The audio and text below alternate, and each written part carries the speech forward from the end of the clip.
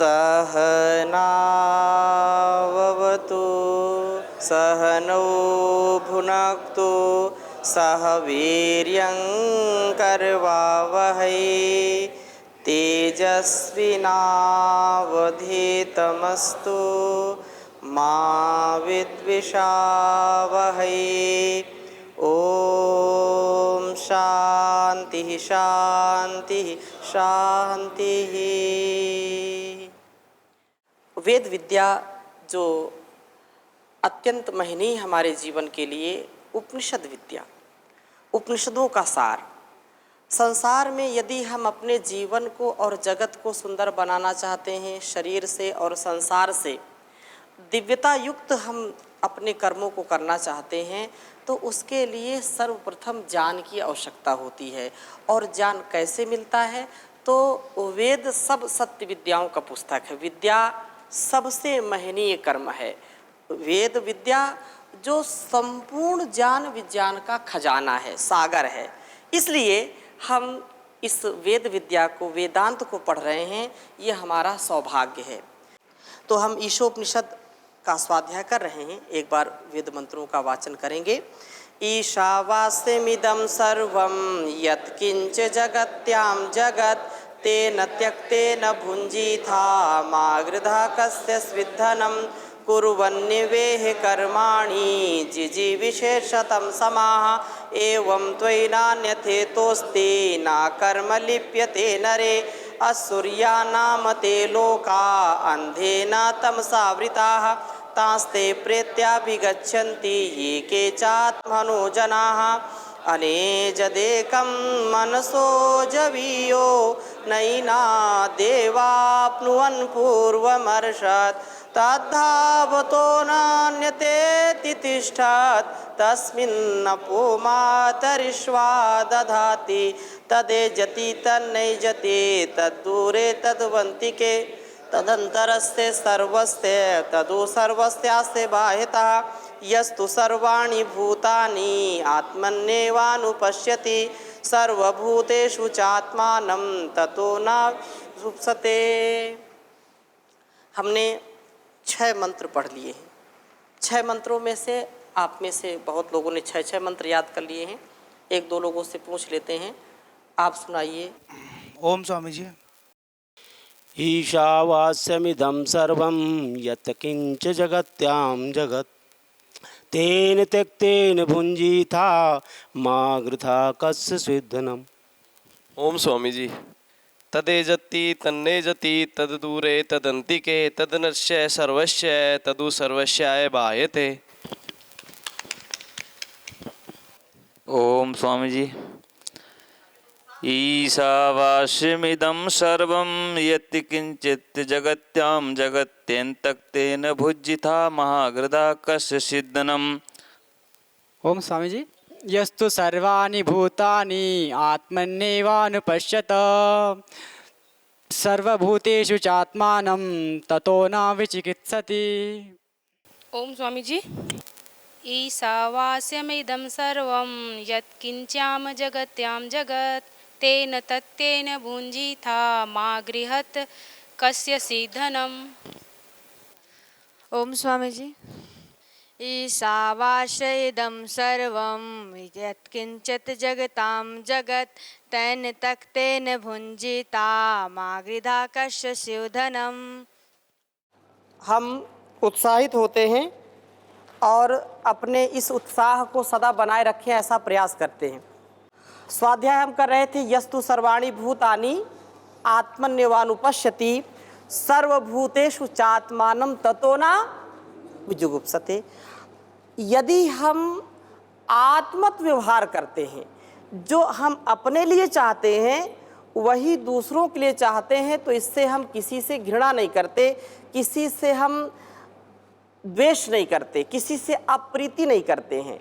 जीवन का यह बहुत बड़ा सत्य है और वेदों में तो इसका बहुत ही महत्व बताया है कि यदि हम किसी दूसरे से ईर्ष्या करते हैं, किसी दूसरे से घृणा करते हैं, तो वो हमारे लिए सबसे बड़ा घातक, सबसे ज़्यादा पतन का कारण बनता है।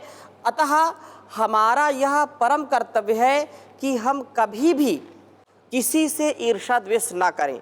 फिर मन में आपके आने लगे कि जो हमारा नुकसान चाहते हैं, हमारी हानि चाहते हैं, उनसे हम कैसे व्यवहार करें। तो उससे हमको निराश नहीं होना चाहिए। वो अपना कार्य करे, हम अपना कार्य करें। जैसे जो भेड़ होती है, मधुमक्खी होती है, या जो है बर्र होती है, या छिपकली होती है, या बिच्छू होती है, सर्प होता है, शेर होता है, ये अपने अपने स्वभाव में रहते हैं कि नहीं रहते। अपने स्वभाव को जब ये नहीं छोड़ते हैं तो अपने स्वभाव को हम क्यों छोड़ें। जो गलत काम करते हैं, जो झूठ बोलते हैं, जो अन्याय से, अनाचार से, दुराचार से बाज नहीं आते हैं, तो अच्छे व्यक्ति को कभी भी अपने अच्छे कार्यों को छोड़ना चाहिए क्या? अर्थात कभी नहीं छोड़ना चाहिए। हम सदा सर्वदा इस बात का ध्यान रखें कि हमारा जो निज कर्तव्य है, इस निज कर्तव्य से कभी भी हम विमुख ना हों, इससे कभी हमको पतित नहीं होना चाहिए। यही इस वेद मंत्र का अभिप्राय है कि यस्तु सर्वाणि भूतानि आत्मन्यवानुपश्यति सर्वभूतेषु चात्मानं ततो न विजुगुप्सते, कि जिधर देखता हूँ उधर तू ही तू है। सबके प्रति करुणा का भाव, सबके प्रति प्रेम का, सौहार्द का भाव, इसमें विवेक पूर्वक और विज्ञान पूर्वक अपने कार्य को करने का प्रयास करना चाहिए। आगे हम चलते हैं, दूसरे मंत्र को लेते हैं और इसको मैं पहले लिख देता हूँ, फिर इसकी चर्चा आपके समक्ष करूँगा। यस्मिन् सर्वाणि भूतानि,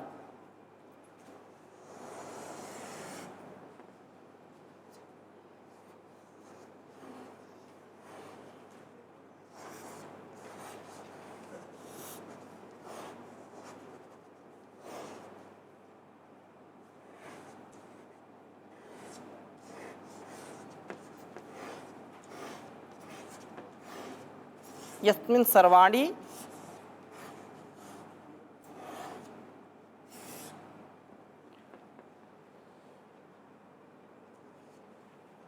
भूतान्यत् आत्मैव भूत विजानतः।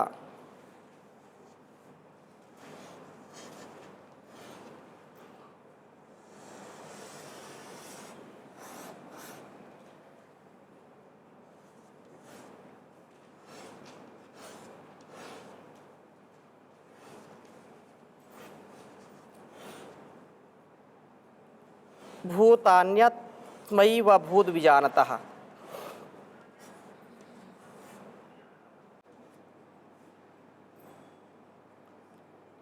तत्र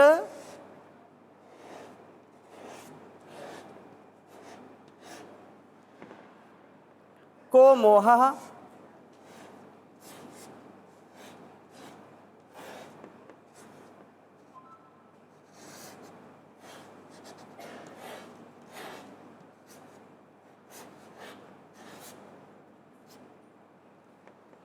तत्र को मोहः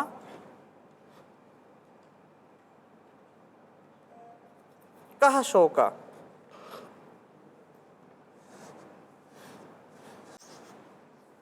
एकत्वम् अनुपश्यत, एकत्वम्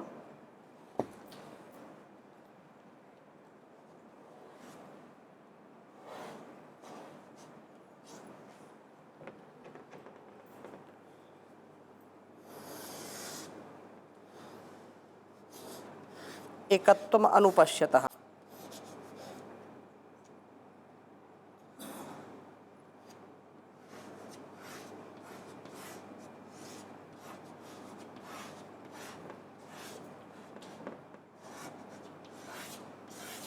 उच्चारण करेंगे, यस्मिन् सर्वाणि भूतानि आत्मैव भूत विजानतः तत्र को मोहः कः शोकः एकत्वम् अनुपश्यतः। यहाँ भी इको यणचि संधि हुई है, तो उच्चारण की दृष्टि से भूतानि यहाँ करेंगे। भूतान्यात्मैव भूत विजानतः, उच्चारण में थोड़ी सी असुविधा हो तो ऐसे आप पढ़ सकते हैं, यद्यपि संधि सहित पढ़ना उचित है। यस्मिन् सर्वाणि भूतानि आत्मैव भूत विजानतः तत्र को मोहः कः शोकः एकत्वम् अनुपश्यतः। यस्मिन् सर्वाणि भूतानि आत्मैव भूत विजानतः तत्र को मोहः कः शोकः एकत्वम् अनुपश्यतः। वेद मंत्र का अभिप्राय समझने का प्रयास करेंगे, जो अत्यंत हमारे लिए ग्रहण करने के योग्य है, क्योंकि इस भाव से यदि हम अपने जीवन को जीते हैं तो मोह शोक किसी को अच्छा लगता है क्या? संसार में कोई भी व्यक्ति शोक चाहता है क्या? कोई भी शोक नहीं चाहता, कोई भी दुखी नहीं होना चाहता है।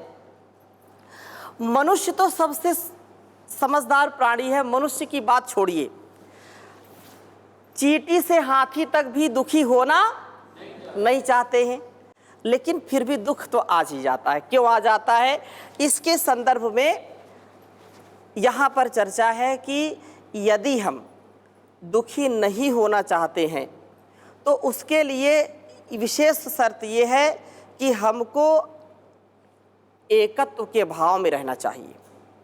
एकत्व का भाव सर्वोपरि है, इसलिए वेद मंत्र कहता है कि जिस अवस्था में, जिस अवस्था में, जिस विवेक में, जिस बुद्धिमानी में, जिस समझदारी में यह बात सुनिश्चितता से हम समझ लेते हैं, विशेष ज्ञानी पुरुष के लिए सर्वाणि भूतानि, सभी भूतों अर्थात सभी प्राणियों या एवं आत्मा अपने आत्मवत हो जाते हैं, आत्मा के तुल्य हो जाते हैं। सर्वाणि भूतानि आत्मैव भूत विजानता, अपने आत्म स्वरूप समझने लगता है। मेरा आशा समझ रहे हैं सभी? जिस अवस्था में अर्थात जिस ज्ञान की अवस्था में, ऐसे अज्ञान की अवस्था में तो एक जैसा नहीं समझ सकते ना, जिस उच्च चेतना में रह करके, ज्ञान की पराकाष्ठा में रह करके जब व्यक्ति या वो धीर गंभीर व्यक्ति अपने ही आत्मा के समान सबको समझने लगे, उससे अलग ना समझे, तो उस अवस्था में, उस स्थिति में एकत्वम अनुपश्यतः, एकत्व का भाव जागृत होता है मन में।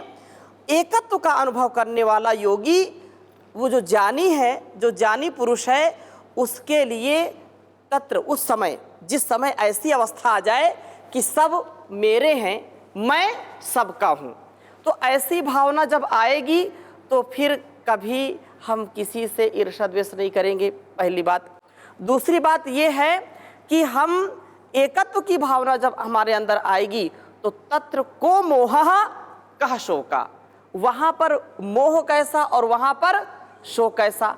मोह कब आता है?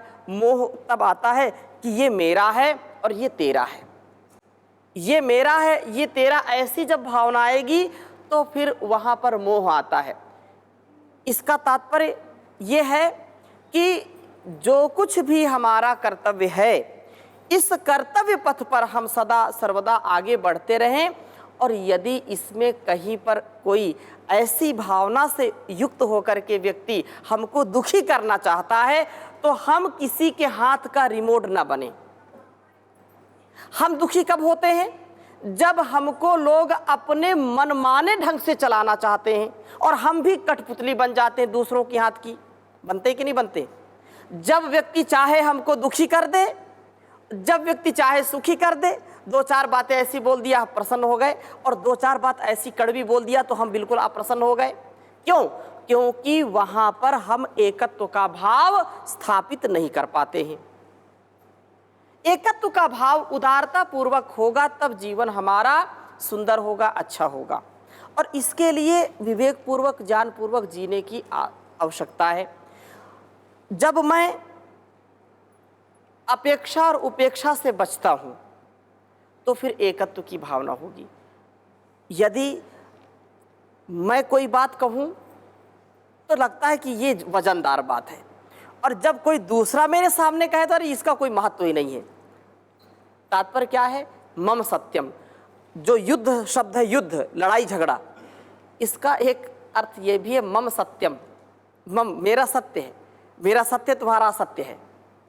ये जब भावना आएगी तो झगड़ा होगा। और जब मैं ये कहूँगा कि नहीं, जितना अधिकार मेरा है उतना अधिकार आपका भी है, जो कर्तव्य मेरा वही कर्तव्य आपका भी है, तो फिर व्यक्ति एकत्व के भाव से परिपूर्ण हो जाता है। वहाँ पर मोह नहीं आता। मोह का मतलब क्या है? मोह व चित्ते, विपरीत ज्ञान होना, मिथ्या ज्ञान होना, जो जैसी वस्तु है उसको वैसा ना समझना। भगवान कृष्ण ज्ञानपूर्वक इस बात को समझाते हैं अर्जुन को कि हे पार्थ, समझो कि जीवन में जो कामनाएं हैं, जो वासनाएं हैं, ये जब हमको आकर के घेर लेती हैं तो मोह भी आ जाता है। इसलिए मोह आता है, इसलिए ज़्यादा समस्याएं होती हैं।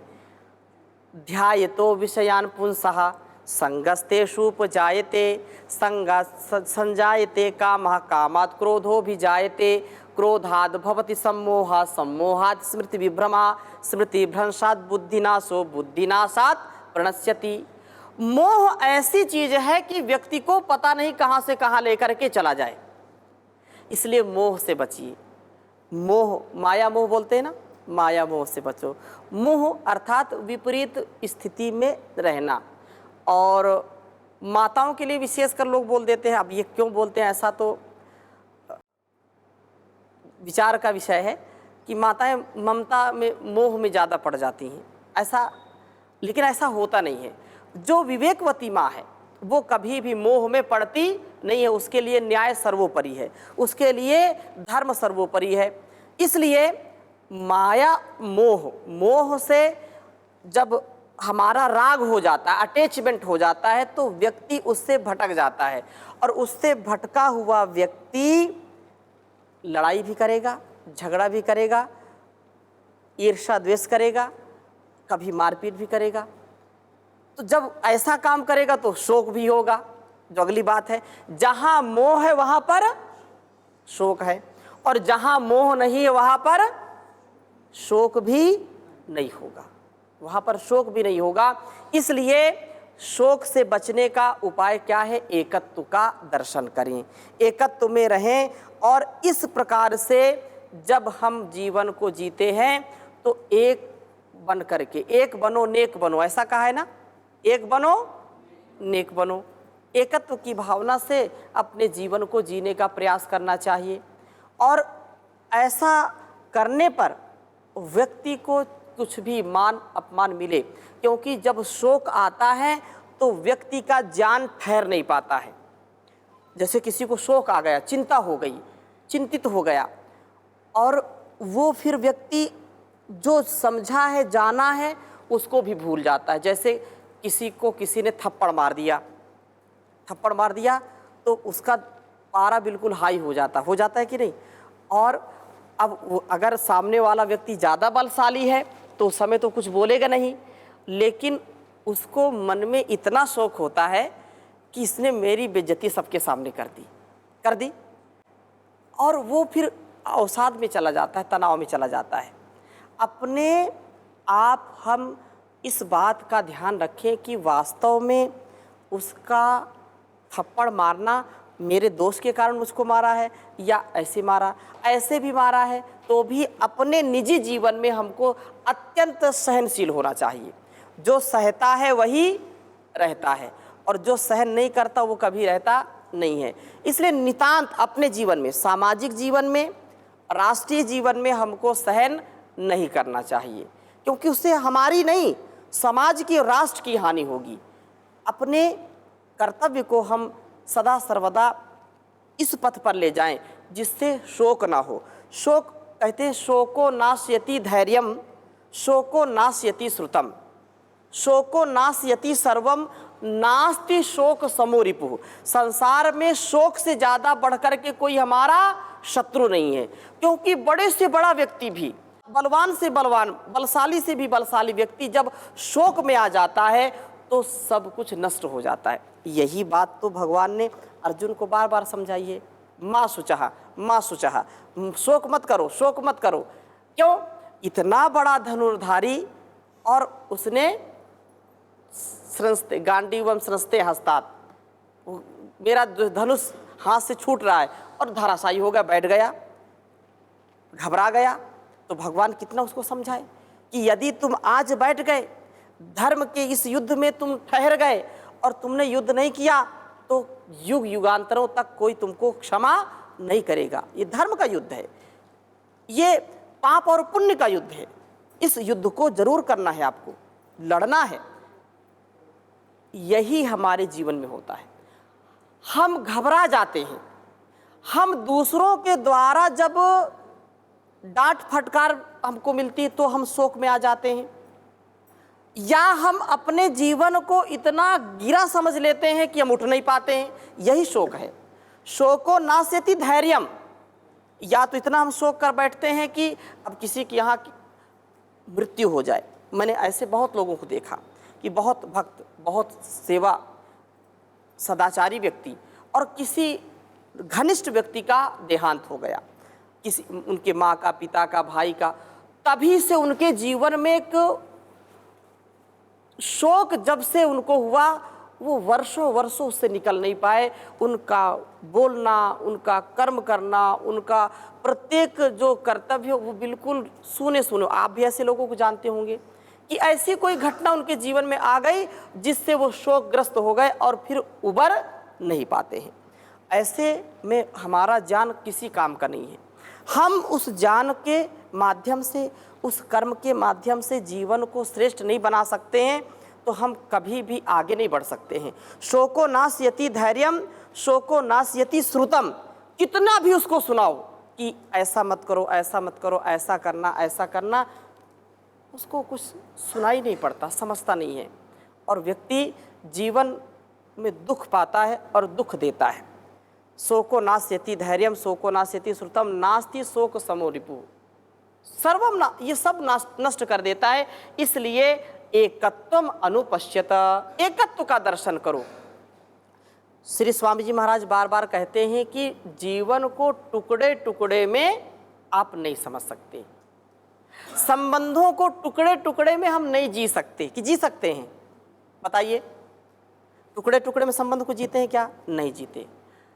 जो हमारा अस्तित्व है, जो जीवन है, इसमें समग्रता की दृष्टि होनी चाहिए। समग्रता से हम देखने का प्रयास करें, जिससे स्वयं के जीवन और इस जगत के लिए हम बहुत कुछ कर सकते हैं। यदि हम टुकड़े में रहेंगे तो फिर कभी भी उन्नति नहीं प्राप्त करेंगे। अच्छा, हमारे शरीर है, ये टुकड़े टुकड़े में काम कर रहा है कि पूरे समष्टि में कर रहा है? समष्टि में कर रहा है ना। अब नासिका श्वास ले रही है तो केवल नासिका तक श्वास सीमित है क्या? शरीर के हर अंग में जाती है कि नहीं ऑक्सीजन? जाती है। अच्छा, हृदय अपना काम कर रहा है तो ये समग्रता से कर रहा है, सब अंगों को दे रहा है या केवल हृदय में रखता है? बताइए, सबको दे रहा है ना, पूरे अंग को दे रहा है, सारे शरीर के पार्ट में रक्त का प्रवाह जा रहा है। ऐसे ही एकत्व के माध्यम से हम इस जगत को और इस जीवन को सुंदर बना सकते हैं। इससे बढ़कर के और कोई दूसरा उपाय नहीं है।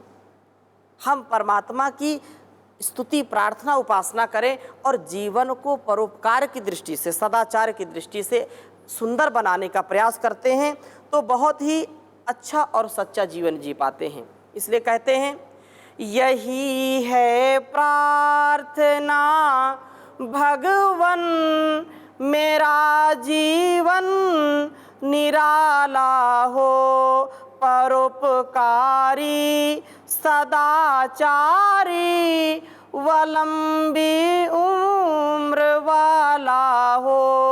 यही है प्रार्थना भगवन, मेरा जीवन निराला हो, सदाचारी रहूं हरदम, बुराई दूर हो मन से, गुनाहों और खताओं से मेरा जीवन ये आला हो, यही है प्रार्थना भगवन, मेरा जीवन निराला हो। मेरा वेदोक्त हो जीवन, कहाऊँ धर्म अनुरागी, रहूं आज्ञा में वेदों की, न हुक्मे वेद टाला हो। यही है प्रार्थना भगवन, मेरा जीवन निराला हो, मेरा जीवन निराला हो। तो मेरा जीवन निराला हो, इस दृष्टि को हम सदा अपने मन में, अपने वाणी में और अपने कर्म में उतारने का प्रयास करें। वास्तव में जीवन यही है। नहीं तो संसार में कोई आता है, कुछ लेकर के जाता है क्या? यहाँ सब 2-4 दिन के साथी हैं। अपने शरीर से, अपने मन से, अपनी वाणी से जितना इस संसार को हम सेवा से आप्लावित कर दें, सुखी कर दें, वही हमारे साथ जाता है, अन्यथा कुछ भी साथ जाता नहीं। जाए गजब जहाँ से कुछ भी न साथ होगा, 2 गज कफन का टुकड़ा तेरा लिबास होगा, 2 गज कफन का टुकड़ा तेरा लिबास होगा। तो वो भी कफन का टुकड़ा शमशान तक जाता है। तो आज की कक्षा को हम यहीं पर विराम देते हैं, शेष चर्चा अगली कक्षा में करेंगे। ओम शांति शांति शांति।